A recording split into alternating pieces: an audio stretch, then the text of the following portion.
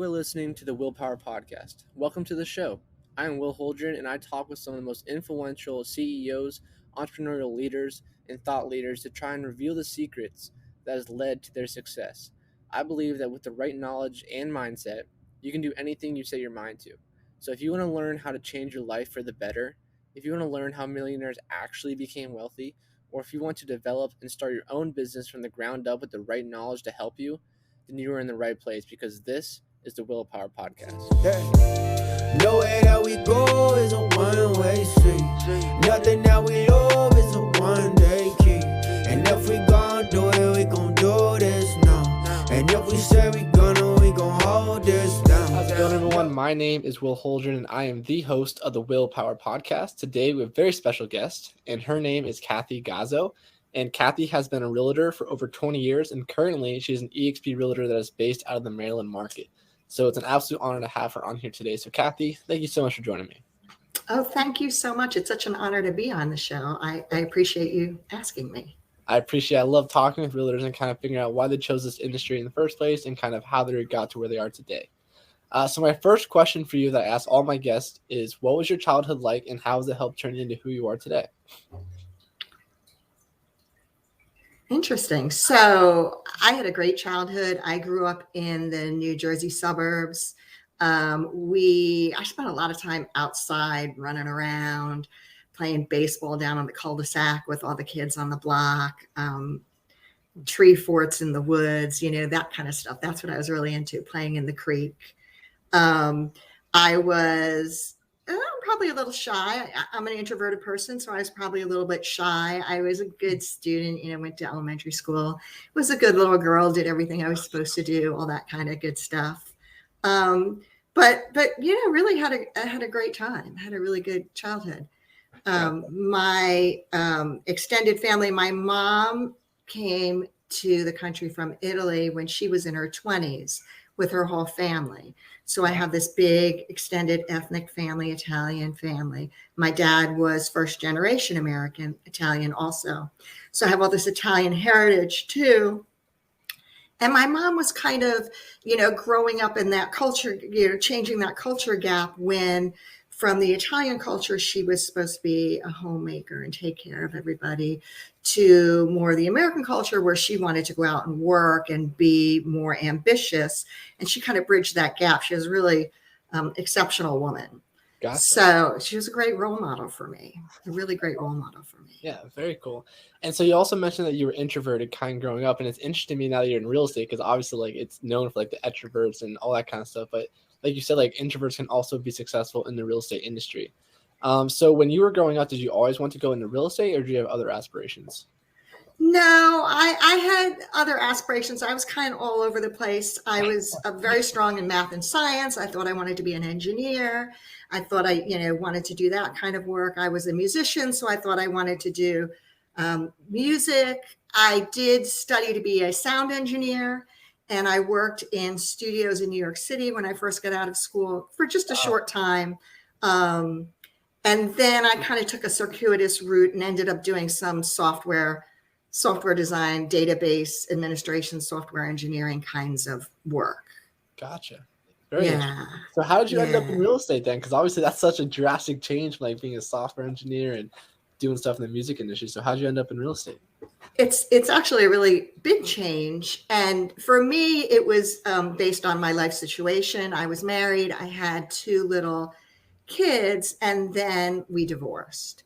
And so in the field that I was in, working in computers, it was very demanding. I was working 40, 50, 60 hours a week. And, I had these 2 little kids, and I had taken time off when I was working from home and just doing some side jobs. And now, as I was separating from my ex-husband, now I needed a full-time job. And I knew I didn't want to go back to that, which would take me away from my kids so much of the time. So I started looking at alternatives. And first I thought I was going to become a mortgage broker because I said, I'm good with numbers. I'll work in mortgages. Right. But I had a girlfriend who was an agent, and I told her what I was thinking. And she came flat out and told me that she thought that was a stupid idea, basically. And she said, you should just become a realtor. Wow. And that's what I did. Wow. Look at that. And 20 years later, here you are. Yeah, yeah, That's yeah. pretty awesome. That's awesome. Congrats. Thank So you. like when you made that switch, obviously you were used to having that corporate job, doing that 9 to 5 lifestyle. Now entrepreneurship comes into play, becoming a realtor full time. And you gotta like it's kind of scary because you don't have those guaranteed paychecks. Like you got to work for what you earn. So what was that transition like for you? And were you scared at all, like making that huge jump without having any like pay coming in every week? Like what was that like? That was definitely scary. And I think I was fortunate because I had some buffer and I had some support so that, I had probably about a year's worth of buffer that I thought, well, I can live for a year if I have to, as I'm starting this business. And it didn't take me that long for my first deal, but I had that buffer. And so I was very fortunate. Um, but then it just worked out. And there were times when I was worried about it and I thought, oh my gosh, what am I going to do next year or next month or next fall? Where's the money going to come from? But I always found that if you back down to the current moment and you do what's in front of you, you do the next right things that you have to do for your business, everything just kind of falls into place. 100%. It's kind of funny because I remember when my oldest son was in high school. Now he is out of college and working, but when he was in high school, one day we were sitting around the dining table and I was a little bit worried about sort of my pipeline. It wasn't big enough at that time, I didn't think. And I was like, oh, we're gonna have a cash flow crunch if my pipeline doesn't then. And I was voicing some of this and he just looked at me because he'd been watching me do this since he was 3. And he just looked at me and he said to me, oh, Mom, it always works out. It does. Don't worry about it. Huh. And it was so funny because, those are the kinds of things that I would tell him as his mom. But it was so funny to have him parrot that back to me. And he was right. That's exactly right. So right. It was very nice. Very yeah. I must admit you're teaching him something right then growing up. So I guess so, right? Doing something right. Yeah. And so you mentioned that you always want to take the next right step, and there's always just one step in front of another instead of looking at the end goal and thinking about how hard it's going to be to get there to take that next right step. And so when you were first starting out in your first couple of years, like as an agent, like what are those right steps that you should be taking trying to get your business off the ground? Like what are the money-making steps that you should be taking as a newer agent? Well, I think that the thing that you really want to do is make sure that everybody knows that you're in real estate. Everybody that everybody that knows, likes, and trusts you, right? That's what you're looking for. And just let them know that you're in real estate and remind them. And it doesn't have to be in their face, and it doesn't have to be really salesy. You just want to be top of mind. And I really think that's the most important thing. And that's really what I like to do today. And I follow up with my clients. And when I close a deal, if I really look at who was this client and did we have a really good fit? And was it not only successful, but did I enjoy working with this person? Did they enjoy working with me? And those are the people that, I really make an effort to stay in touch with them and to be of service to them and to look for referrals from them. And they refer people to me. And then it grows in ways that work for me. Because if they liked my services, chances are the people they refer me to will also be a good fit for my business and how I can help them. And that's really the best place to start. It's not the easiest place to start. It's not the fastest start, but I think that's the best place to start. And then other than that, I would do things in your community, maybe pick up a farm. I still do mailings. I still do postcard mailings. Lots of people don't do postcard mailings. They're on the internet. They're over here. They're doing electronic things and email marketing perhaps. But I still believe in postcards. And guess what? It's just all about branding. And it's about what they see when they carry that postcard from the mailbox to the trash can. Because I'm not a fool. And I know that's exactly what happens to that postcard. Right. But I'm still really a fan of that. And so I would suggest doing some farming. Pick a farm area. Pick areas that you're interested in, that well, and do some farming. Wow. That's definitely pretty unique. And then, like you said, I think the postcard is still a really great way to do it. And like you said, like before they get to that trash can, they're still going to read it and still get that memorization of your brand and kind of like what you do. So I think that's still a very great way to go back. I know a lot of agents nowadays that try so many different social media platforms, kind of just going cold market all out of the place all around the country. So just picking, like you said, like one specific farming area. and just working that market and getting familiar with those people as well. And another great thing you said is that this is a recurring theme on this podcast. About like so many newer agents are what we call like secret agents. Like they, for some reason, don't want to tell other people that they're in real estate. And just like you're talking about, like you can't be successful if people don't know you're in real estate because those are your leads. Like that's how you make money at the end of the day. So that is such a huge point. I don't know why most realtors like have that fear of like letting people know they're a realtor, but for some reason that fear is out there. So I don't know what's going on, but hopefully they can start overcoming that fear in their lives. For sure. Maybe a little embarrassed. Maybe they think they don't know enough yet. They don't want to make a mistake with a friend. Yeah. But, really, if it's somebody that you know, and if they like you and they trust you, then what they're looking for is you, the authentic you. And you just put your foot forward and do the best job for them, and it should be fine. Right. Yeah. At the end of the day, you're just harming yourself by not telling them that you're in real estate. Right. So you mentioned that you want to go out to everyone you know and just tell them you're in real estate. So would you say that most of your business comes from referrals nowadays, or you still like buy leads or anything like that? Or like how do you capture most of your leads? So I don't buy leads. I've never bought leads.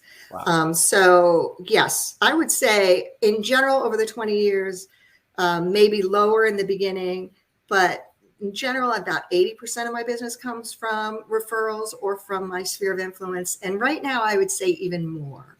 I did have a pretty good chunk of business for a while that came through my brokerage, through agent-to-agent referrals or relocation business through my brokerage. But, that comes with a hefty referral fee. And so I've changed brokerages since then anyway, but I also cut back on that business, because I found that there was a lot of reporting requirements, a lot more work involved that really didn't support the client. It didn't hurt the client, but it wasn't supportive to the transaction and to the client. It was supportive of the whole relocation machine. And so they were taking a big chunk of the income, big referral fee, and I was doing all this other work that I traditionally wouldn't have to do. Gotcha. Yeah, so I steer away from that now. Gotcha. No, that definitely makes sense. And I always point agents away from buying leads as well. I don't know what the conversion rate is on them, but they're super low compared to like postcards, right, email marketing, like other stuff like that. So that's right, like a last option kind of resort, in my opinion. And so your story is pretty cool because you were in the industry for about 20 years, like you said. So that was like 2003 you entered it. So fast forward to like 2008, we had that huge real estate recession. So can you walk me through like what that was like for you and how you kind of managed to be an active agent through those couple of years that were obviously such a tough time for like the economy and real estate in general? Yeah, I was thinking about this exact question because I thought it might come up. Yeah. So I was thinking about, wow, you've worked a long time, and look, you worked right through that recession. So what I can remember, because I can't remember exactly, what I was doing to generate business at that specific time, other than what I do in general. But what I was thinking about was, and I think it was probably right in 2008 when I started to get really worried, was that I made a decision, and that's all it was. It was a decision, and it probably came advice from my manager or coaching. I've always done some kind of real estate coaching, so it might have come through a coach. And the decision was that, there's always business out there. There are always people buying and selling homes. There was plenty of business. Yes, we were in a recession. Yes, things had really slowed, but there was plenty of business. And there wasn't any reason why I couldn't have a very successful year. And so I just made that decision that was a fact. And I just worked. I just did what I did on a daily basis. I, made my calls, or I wrote my emails, or I contacted people. And when I was with my clients, I worked hard for them and did a really good job for them. And at the end, I remember at the end of the year, it's funny because by today's standards, it probably wasn't such a great year. But at that time, I was the top agent in my office that year, top individual agent. Wow. And I remember another agent coming up to me and asked me, well, how did you do that? What did you do?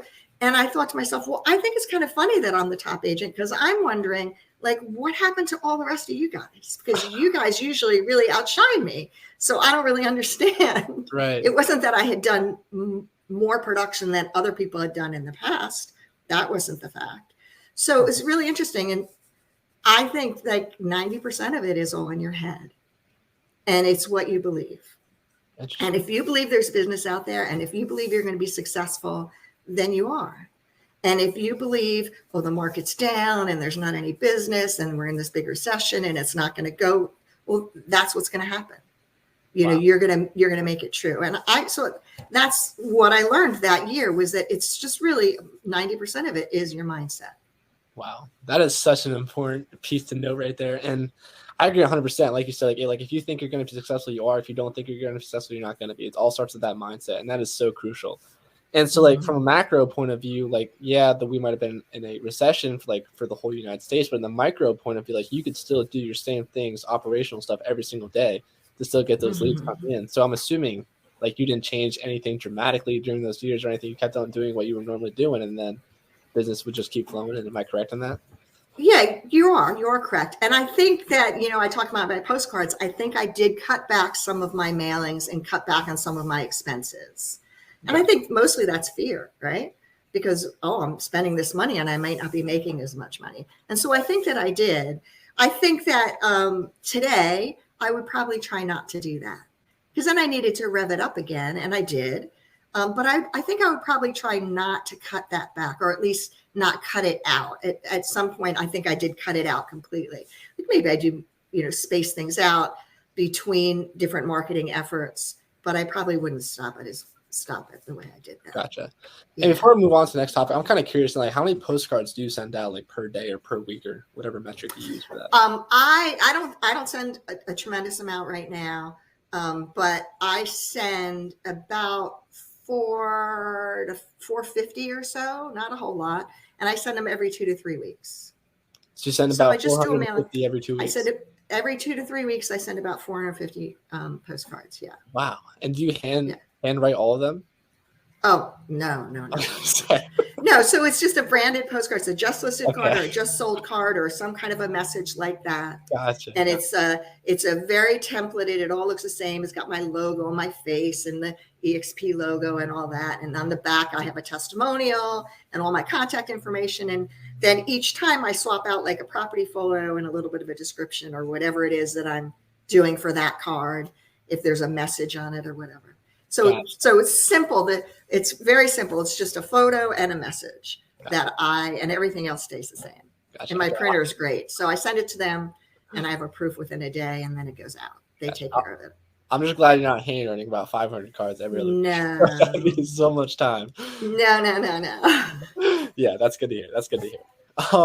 So kind of fast forward a little bit. So we just had COVID about 2 years ago. And so obviously a lot of realtors were kind of struck by that as well. They got to change up their tactics about what's happening. So you can't really do showings in the in-house, stuff like that. So how did you kind of react to COVID? And did you treat it like the same way of like the 2008 recession and like what happened back then? Did you treat these two events like the same way for your business?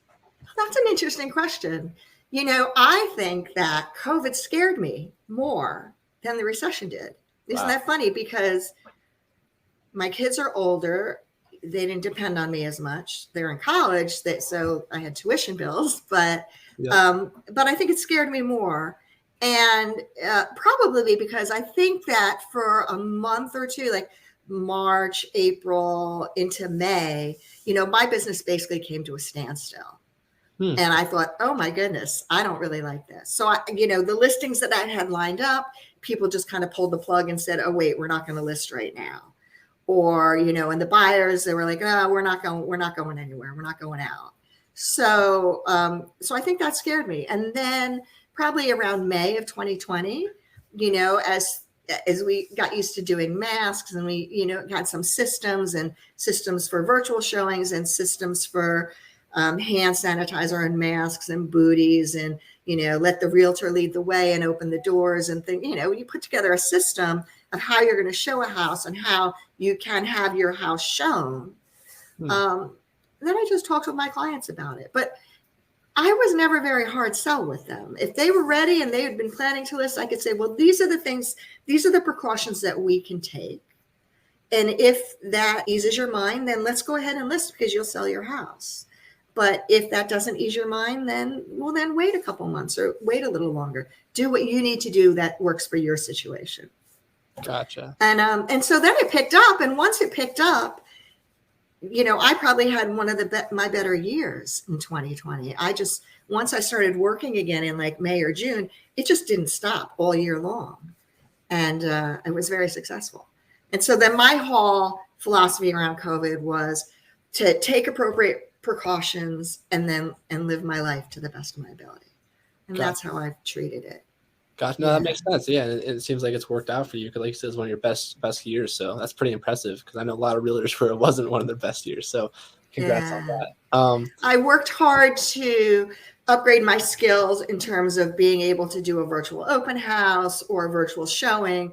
And then I found that in my business with the clientele that I had, I didn't really need to do any of that.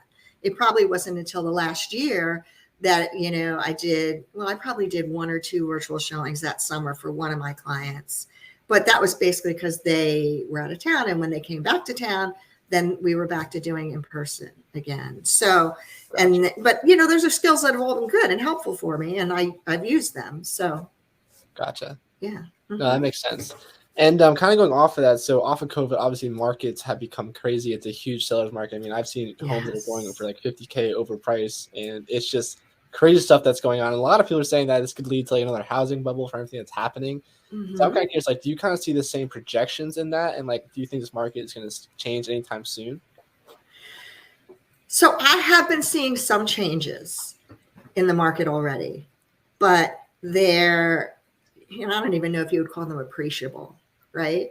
So, for example, some of the homes that I listed this spring might have garnered, 15 to 20 offers, and I got like 5 or 7. Like, that's nothing to complain about. If you have 7 offers on a home, there's nothing to complain about there. But so I have seen some changes. I have seen buyers who've just backed right off and said, look, we don't want to play these games, so we're going to keep waiting. And of course, there's a trade-off because interest rates are going to continue to increase. And so the cost of buying is going to stay the same or increase regardless of price appreciation. But back to your other question about a bubble. Look, I don't really see that happening. I don't see that right now. Now, maybe I'm wrong, and I could be wrong. I think there's a couple differences. I think that lending standards are stricter so that people who are qualifying for mortgages are more qualified. Gotcha. I think that in general, maybe not for people who've bought in the last year, but in general, I think there's more equity in the people who own homes. They have more equity in their home than before. I think we have such low inventory and we have such high buyer demand that I think that also contributes to this bubble idea. I don't really think there is a bubble because of that. Gotcha. So is the market going to cool off? Yes, eventually, at some point. Interest rates are going to really hurt some buyers, right? But the other thing is that, and this is my opinion, but people talk about, well, then prices are going to decline. And again, I don't really see that. I think before we can start declining pricing, appreciation has to slow. So if we had 15% appreciation last year, so maybe we're slowing to 10%. Now we're slowing to 5%. Now, the customary historical appreciation, 3 to 5%, well, maybe we'll fall to 3 or even lower, but that doesn't mean that prices are going to decline. I think there's a long way to go before we get to that. And right now, I don't anticipate that will happen. Gotcha. But I don't have a crystal ball, so. Right, none of us do. Yeah, we can only guess and hope. Well, that's reassuring that we're not going to be in a bubble from what you've said. So that's nice to know. I hope so. So. Me too. So before we run out of time, I just have a couple more questions for you. So one, kind of like looking at your future, like what are some of your big goals that you hope to get accomplished like the next couple of years? Well, really, I was thinking about this too, because I listened to some of your other podcasts and I said, oh, what if you asked me that question? I came up with 3 things that I'm looking to do. One is to kind of really shore up my retirement, right? Because someday I'll want to stop or at least slow my real estate career. So I'm looking to shore up my retirement. One of the ways that I want to do that is to buy some more investment properties. So I have an investment property. I'd like to buy a couple more. Eventually, I like it to the point where my investment properties are paid off and that the income that they're producing is supporting me. So that's one of the things I want to do. Another way to shore up my retirement is probably to build more of a revenue stream. And I'm hoping that I can do that through EXP. 100%. So that's the other thing, one of the other things that I'm looking to do. And then I'm always continuing to, kind of grow my business. I want to grow my business. I'd like to do a little bit more. I can do more. I can handle more business right now. So I'd like to. And And so I look forward to, next 10 or 12 years doing more and more business. Yep. I love those goals. And I think they're very good goals as well. I think that's smart. Got to prepare yourself for the future. And so before we hop off, is there anything else you would like to say? And if people want to reach out to you, how can they find you? Oh, yeah. Well, thank you again for having me on. I really appreciate it. Yeah, you can reach me. My primary market is in the Annapolis, Maryland area and the surrounding cities, Severna Park, Arnold. And you can find me on the web. It's cathygazzo.com, Cathy with a C, Gazzo, Gazzo. My email is cathy@cathygazzo.com. Very easy. And my cell, 443-223-1570. Awesome. All right, guys, there you have it. Cathy Gazzo, thank you so much for joining me today. Nowhere that we go is a one-way street. Nothing that we love is a one-day key. And if we gon' do it, we gon' do this now. And if we say we